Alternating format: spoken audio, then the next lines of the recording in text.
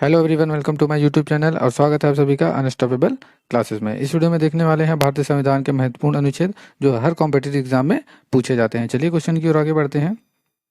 पहला क्वेश्चन है, भारतीय संविधान में आरंभ में कितने अनुच्छेद थे? 420, 380, 270, 395। तो इसका सही आंसर क्या होगा? तो इसका जो सही आंसर है वो ऑप्शन नंबर सी, 395 अनुच्छेद थे आरंभ में। अब जो है अनुच्छेद 395 से बढ़कर 400 से अधिक हो चुकी है। इस चीज़ को याद रखिएगा, जो अनुच्छेद है वो 400 से अधिक हो चुकी है गणना की दृष्टि से, और वर्तमान में इसकी संख्या जो लगभग है वो 465 अनुच्छेद पहुंच चुकी है। लेकिन क्रमांक की दृष्टि से जो अनुच्छेद है वो 395 ही है। क्रमांक की दृष्टि से जो अनुच्छेद है वो 395 भी है। और भारतीय संविधान के मूल भाग में लगभग भाग हमारा जो है वो 22 भाग है, और जो हमारा जो अनुच्छेद है, अनुच्छेद 395 है, और जो अनुसूचियां कितनी हैं? 8 अनुसूचियां हैं। इस चीज को आप याद रखिएगा। अब अनुसूचियां पहले 8 थी, अब 8 से बढ़कर 12 हो चुकी हैं। इस चीज को जरूर याद रखिएगा। Next question. अब ये देखिए, ये question Uttarakhand UDA LDA pre 2007 में ये क्वेश्चन पूछा गया था। इस वीडियो में आपको जितने भी क्वेश्चन मिलेंगे सब इंपॉर्टेंट क्वेश्चन मिलेंगे और किसी न किसी एग्जाम में पूछे गए क्वेश्चन मिलेंगे। नेक्स्ट क्वेश्चन है, वर्तमान में भारतीय संविधान में गणना की दृष्टि से कुल कितने अनुच्छेद और अनुसूचियां हैं? अभी हमने बताया कि वर्तमान में जो अनुच्छेद है वो 395 अनुच्छेद हैं, और अनुसूचियां कितनी है? वो 8 से बढ़कर 12 हो चुकी हैं। तो हमारी जो अनुसूचियां हैं वो 12 हैं। तो यहाँ पर जो ऑप्शन है वो क्या होगा? ऑप्शन नंबर बी, 395 अनुच्छेद हैं और 12 अनुसूचियां हैं। नेक्स्ट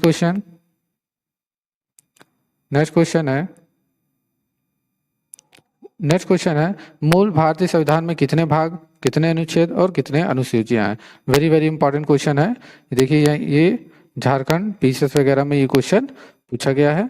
तो जल्दी से बताइए कि मूल भारतीय संविधान में कितने भाग हैं, कितने अनुच्छेद हैं और अनुसूचियां हमने अभी बताया कि 8 से बढ़कर 12 हो चुकी हैं।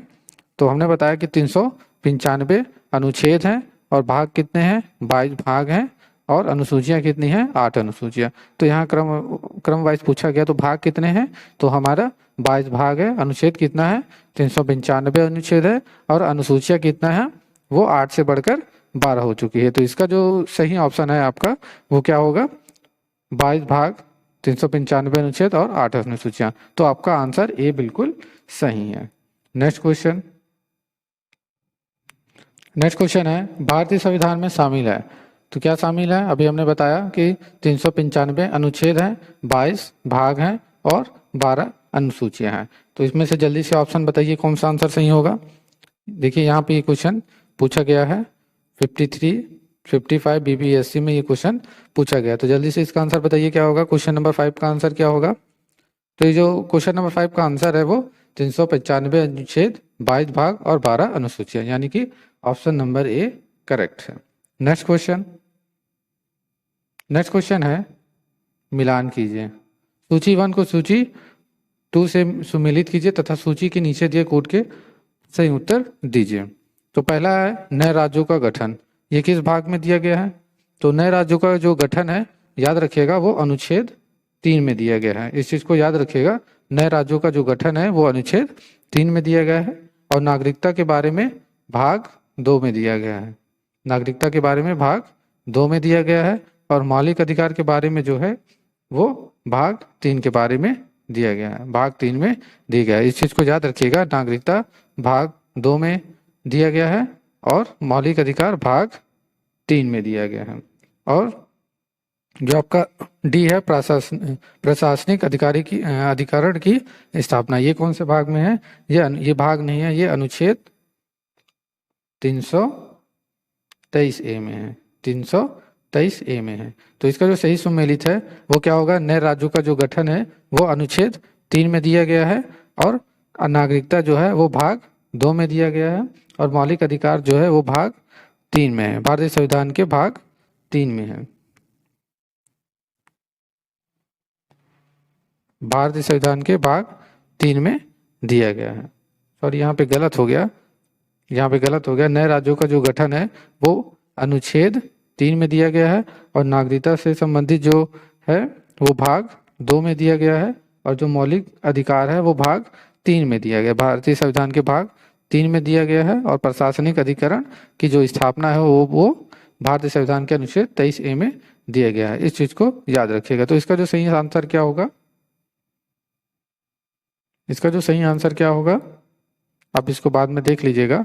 इतना याद रखिएगा कि नए राज्यों का जो गठन है वो अनुच्छेद 3 में दिया गया है, भारतीय संविधान के अनुच्छेद 3 में है, और नागरिकता भारतीय संविधान के भाग 2 में है, और मौलिक अधिकार भारतीय संविधान के भाग 3 में है। प्रशासनिक अधिकरण भारतीय संविधान के अनुच्छेद 23A में है। यहाँ पे देखिए भारतीय संविधान का अनुच्छेद 3, 2 ये अनुच्छेद है और ये भाग है। तो नेक्स्ट क्वेश्चन है, देखिए यहाँ पे ये क्वेश्चन पूछा गया है, यूपी लोअर सब मेंस 2015 में ये क्वेश्चन पूछा गया था। नेक्स्ट क्वेश्चन है राष्ट्रपति के सिफारिश के बगैर कोई विधेयक जो कर लगाता है विधायिका में नहीं रखा जा सकता है, यह प्रावधान भारत के किस संविधान के किस अनुच्छेद के अंतर्गत आता है? 117, 306, 266, 307। तो जल्दी से इसका आंसर बताइए क्या होगा। अब अनुच्छेद 266 की बात करें तो ये भारत और राज्यों की संचित निधियों और लोक लेखा के बारे में दिया गया है। अनुच्छेद जो 66 है वो भारत और राज्यों की जो संचित निधियां हैं, भारत और राज्यों की संचित निधियां और लोक लेखा के बारे में दिया गया। इस चीज को याद रखिएगा अनुच्छेद 266 में। तो इसका जो सही आंसर है वो क्या होगा? ऑप्शन नंबर ए, अनुच्छेद 117 में राष्ट्रपति की सिफारिश के बगैर कोई विधेयक जो कर लगाता है विधायिका में नहीं रखा जा सकता है, यह प्रावधान भारत के संविधान के अनुच्छेद 217 में दिया गया है। नेक्स्ट क्वेश्चन है वित्त विधेयकों के बारे में विशेष उपबंध किस अनुच्छेद के अंतर्गत किया गया है? अभी आपने देखा कि अनुच्छेद 117 में क्या प्रावधान था। अनुच्छेद 117 में आपका यहाँ पे दिया गया है, अनुच्छेद 117 में क्या प्रावधान था? राष्ट्रपति की सिफारिश के बगैर कोई विधेयक जो कर लगाता है वो विधायिका में नहीं रखा जा सकता। यह प्रावधान भारत के संविधान के 117 अनुच्छेद के अंतर्गत आता है। अब अनुच्छेद 119 की बात करें तो अनुच्छेद 119 की बात करें तो संसद में वित्त कार्य संबंधी प्रक्रिया की विधि द्वारा विनिमय दिया गया है। और अनुच्छेद 21 की बात करें तो इसमें उच्चतम न्यायालय और उच्च न्यायालय के किसी न्यायाधीश द्वारा कर्तव्य के निर्वाचन में किए गए किसी आचरण के संबंध में संसद में चर्चा पर निर्बंध है। तो इसका जो सही आंसर है वो ऑप्शन नंबर ए है, अनुच्छेद 117। नेक्स्ट क्वेश्चन है भारतीय संविधान के किस अनुच्छेद के अंतर्गत अखिल भारतीय सेवाओं का प्रावधान दिया गया है? किस अनुच्छेद में दिया गया है? अनुच्छेद 310, 311, अनुच्छेद 313, 312। तो जल्दी से बताइए इसका सही आंसर क्या हो गया। भारतीय संविधान के किस अनुच्छेद के अंतर्गत अखिल भारतीय सेवाओं का प्रावधान दिया गया है? तो इसका जो सही आंसर है वो ऑप्शन नंबर सी, अनुच्छेद 312 में दिया गया है। यूपी पीसीएस में 2012 में पूछा गया है, यूपी पीएससी आरआई 2014 में ये क्वेश्चन पूछा गया है। वेरी वेरी इंपॉर्टेंट क्वेश्चन है। ये क्वेश्चन 2-3 बार पूछे जा चुके हैं, इस चीज को आप याद रखिएगा। नेक्स्ट क्वेश्चन है निम्नलिखित में से कौन सी जोड़ी सुमेलित है? भारत का सर्वोच्च न्यायालय अनुच्छेद 318 के अंतर्गत आता है। तो जल्दी से बताइए क्या ये सही है?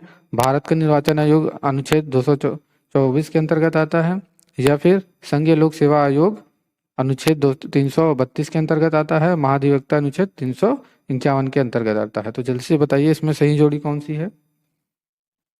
तो इसमें सही जोड़ी जो है भारत का जो निर्वाचन आयोग है वो अनुच्छेद 324 के अंतर्गत आता है। इस चीज को आप याद रखिएगा, बाकी सारी जोड़ी जो है वो गलत है। नेक्स्ट क्वेश्चन, ये छत्तीसगढ़ पीसीएस में ये क्वेश्चन पूछा गया था। नेक्स्ट क्वेश्चन है निम्नलिखित में से कौन सा सम्मिलित नहीं है? अनुच्छेद 39A में समान न्याय एवं निःशुल्क विधायिका, अनुच्छेद 40 में ग्राम पंचायतों का संगठन, अनुच्छेद 44 में समान नागरिक संहिता, अनुच्छेद 48 में न्यायपालिका का कार्यपालिका के साथ पृथक। तो जल्दी से बताइए इसका सही आंसर क्या होगा। इसका सही आंसर क्या होगा, जल्दी से बताइए। तो इसका जो सही आंसर है वो ऑप्शन नंबर डी है। अनुच्छेद 48 में न्यायपालिका का कार्यपालिका से पृथक, ये ऑप्शन सुमेलित नहीं है। बाकी अनुच्छेद 39 में समान न्याय एवं निःशुल्क विधायिका का प्रावधान दिया गया है, और अनुच्छेद 40 में ग्राम पंचायतों का संगठन दिया गया है, और अनुच्छेद 44 में समान नागरिक संहिता दिया गया है। तो इस चीज को आप याद रखिएगा। नेक्स्ट क्वेश्चन है, निम्नलिखित में से कौन सा सुमेलित नहीं है। ये क्वेश्चन फिर से रिपीट हुआ है, हम फिर से बता देते हैं। अनुच्छेद 39 में समान न्याय एवं निःशुल्क विधायिका का प्रावधान दिया गया है, अनुच्छेद 40 में ग्राम पंचायतों का संगठन दिया गया है, और अनुच्छेद 44 में समान नागरिक संहिता का प्रावधान दिया गया है, और अनुच्छेद 48 ये आपका ऑप्शन गलत है। अब यहाँ अनुच्छेद 48 में क्या है, इस चीज को भी आप याद रखिएगा कि अनुच्छेद 48 में कृषि एवं पशुपालन के संगठन से संबंधित प्रावधान दिया गया है। कृषि एवं पशुपालन के संगठन से संबंधित प्रावधान दिया गया है। इस चीज को आप याद रखिएगा। अनुच्छेद 48 में कृषि एवं पशुपालन से संबंधित संगठन का प्रावधान दिया गया है। तो इसका जो सही आंसर है वो ऑप्शन नंबर डी है। यहाँ पे सुमेलित क्या नहीं है, 48 है। नेक्स्ट क्वेश्चन है आपका, इस टाइप के क्वेश्चन बहुत पूछे जाते हैं। अब नेक्स्ट क्वेश्चन है, ये देखिए उत्तराखंड पीसीएस में ये क्वेश्चन पूछा गया है। देखते हैं इस क्वेश्चन में क्या पूछा गया है। सूची 1 को सूची 2 के साथ सम्मिलित कीजिए और सूची को दिए गए कूट का प्रयोग करते हुए सही उत्तर का चयन करना है। अब यहाँ पे अनुच्छेद दे रखे हैं। अब हमने बताया था कि जो नागरिकता है वो भाग 2 में दिया गया था। इस चीज़ को आप याद रखिएगा, नागरिकता जो है वो भाग 2 में आता है। इस चीज़ को आप जरूर याद रखिएगा। अब अनुच्छेद 124 की बात करें तो जो अनुच्छेद 124 है वो संघीय न्यायपालिका से संबंधित है। किससे संबंधित है, संघीय न्यायपालिका से संबंधित है। आप इस चीज़ को जरूर याद रखिएगा। संघीय जो न्यायालय है वो अनुच्छेद 124 है उसमें संघीय न्यायपालिका से संबंधित है। किससे संबंधित है, संघीय न्यायपालिका से संबंधित है।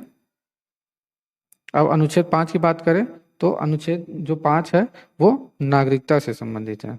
अनुच्छेद 5 किससे संबंधित है, अनुच्छेद 5 जो है वो नागरिकता से संबंधित है।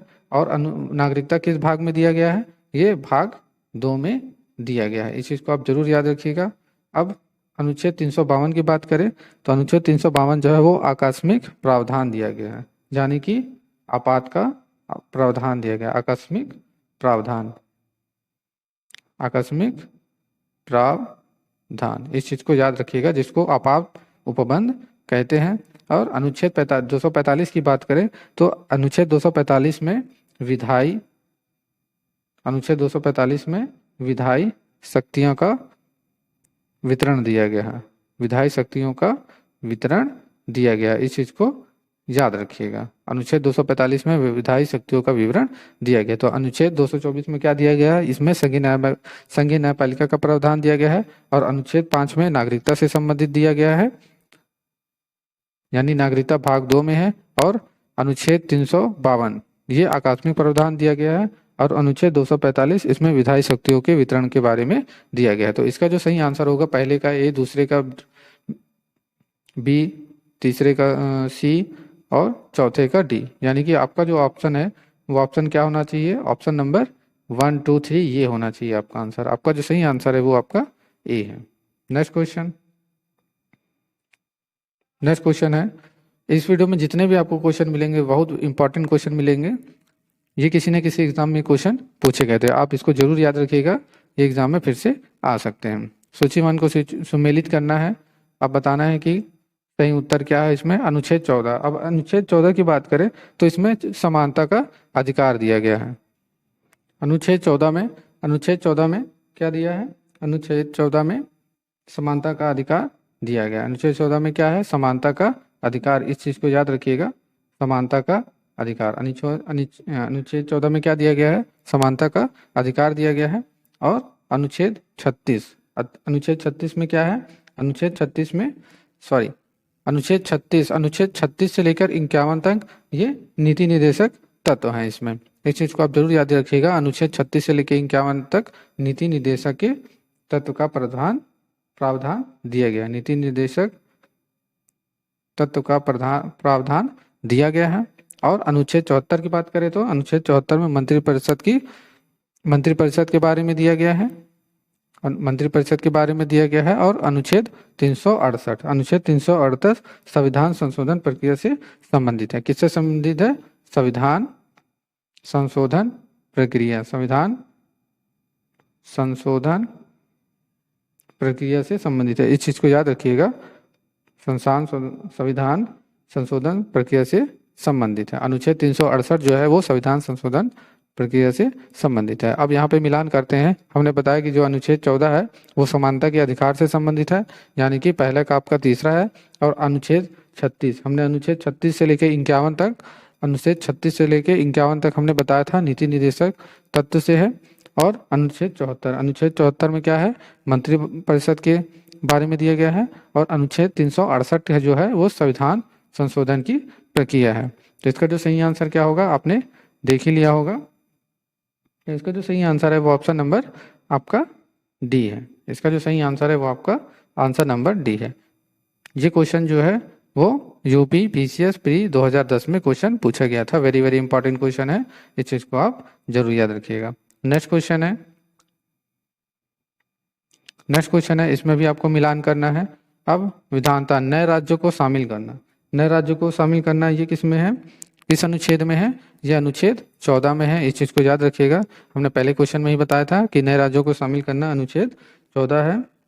सॉरी, यहाँ पे गलती हो गई। अनुच्छेद 14 में हमने बताया था समानता का अधिकार।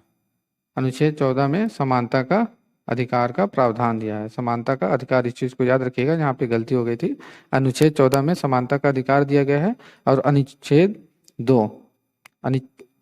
2 की बात करें, अनुच्छेद 2 की बात करें तो अनुच्छेद जो 2 है वो नए राज्यों को शामिल करना है। अनुच्छेद किससे संबंधित है? वो नए राज्यों को शामिल करना इससे संबंधित है। और अनुच्छेद जो 14 है वो समानता के अधिकार से संबंधित है। और अनुच्छेद 111 की बात करें तो अनुच्छेद 111 जो है वो राष्ट्रपति का विधायक को अनुमति देने का अधिकार है। जो अनुच्छेद 111 है वो राष्ट्रपति का विधेयक को अनुमति देने का अधिकार है। अब बचा आपका अनुच्छेद 22। अनुच्छेद 22 किससे संबंधित है? जो आपका अनुच्छेद 22 है वो अनुच्छेद 22 आपका गिरफ्तारी और निरोध से संरक्षण है। Option number C. तो इसका जो सही सम्मिलित है, नए राज्यों को शामिल करना किस अनुच्छेद में दिया गया है? तो नए राज्य को शामिल करना जो है अनुच्छेद 2 में दिया गया है। इस चीज को याद रखिएगा। समानता का अधिकार अभी हमने बताया था, यह अनुच्छेद 14 में दिया गया है। गिरफ्तारी और निरोध से संरक्षण का जो है वो किस अनुच्छेद में है? वो अनुच्छेद 22 में है। राष्ट्रपति का विधेयक को अनुमति देने का जो अधिकार है वो किस अनुच्छेद में दिया गया है? वो अनुच्छेद 111 में है। इसका जो सही आंसर है वो क्या होगा? Option number B. Next question, ये क्वेश्चन यूपी पीसीएस में 2016 में पूछा गया था। वेरी वेरी इंपॉर्टेंट क्वेश्चन है, इस चीज को आप याद करिएगा। नेक्स्ट क्वेश्चन है आपका, नेक्स्ट क्वेश्चन है, इसमें भी मिलान करना है आपको। नेक्स्ट क्वेश्चन है अनुच्छेद 54। अनुच्छेद 54 में क्या दिया गया है? अनुच्छेद 54 क्या दिया गया है? अनुच्छेद 54 जो है वो भारत के राष्ट्रपति का निर्वाचन के बारे में दिया गया है। भारत के राष्ट्रपति का निर्वाचन का प्रावधान अनुच्छेद 54 में दिया गया है। इस चीज को याद रखिएगा। अनुच्छेद 54 भारत के राष्ट्रपति के निर्वाचन के बारे में दिया गया है। और अनुच्छेद 75 की बात करें तो अनुच्छेद 75 जो है प्रधानमंत्री और मंत्रिपरिषद की नियुक्ति के बारे में प्रावधान दिया गया है। प्रधानमंत्री और उनके मंत्रिपरिषद के बारे में दिया गया है। इस चीज को जरूर याद रखिएगा शॉर्ट में। और अनुच्छेद 155 की बात करें तो अनुच्छेद 155 राज्य के राज्यपाल की नियुक्ति के बारे में दिया गया है। अनुच्छेद 155 में क्या दिया है? राज्य के राज्यपाल की नियुक्ति के बारे में दिया गया है। इस चीज को आप जरूर याद रखिएगा। और अनुच्छेद 164 की बात करें तो अनुच्छेद 164 राज्य के मुख्यमंत्री एवं मंत्रिपरिषद की नियुक्ति के बारे में दिया गया है। अनुच्छेद 164 में क्या दिया गया है? राज्य के मुख्यमंत्री और मंत्रिपरिषद की नियुक्ति के बारे में दिया गया है। अब आपको बच जाता है राज्य विधानसभाओं की संरचना। ये किस अनुच्छेद में आता है? तो आप याद रखिएगा, ये 170 अनुच्छेद में आता है। अनुच्छेद 170 में राज्य विधान की संरक्षण का प्रावधान दिया गया है। इस चीज को आप याद रखिएगा। तो मिलान करते हैं। अनुच्छेद 54 में हमने बताया था कि भारत के राष्ट्रपति के निर्वाचन के बारे में दिया है, यानी कि ए का फर्स्ट होगा। अनुच्छेद 75 में हमने बताया था कि प्रधानमंत्री और मंत्रिपरिषद की नियुक्ति के बारे में दिया गया है, यानी कि बी का सेकंड है। और अनुच्छेद 155 हमने बताया था कि राज्य के राज्यपाल की नियुक्ति, यानी कि आपका सी का 3 है। और अनुच्छेद 164 जो है राज्य के मुख्यमंत्री और मंत्रिपरिषद की नियुक्ति के बारे में दिया गया है। 5वां है राज्य विधानसभाओं की संरचना। ये अनुच्छेद 170 में दिया गया है। इस चीज को आप जरूर याद रखिएगा। तो जो इसका जो सही आंसर है आपका क्या होना चाहिए? इसका जो सही आंसर है वो 1, 2, 3, 4 यानी कि ऑप्शन नंबर ए होना चाहिए।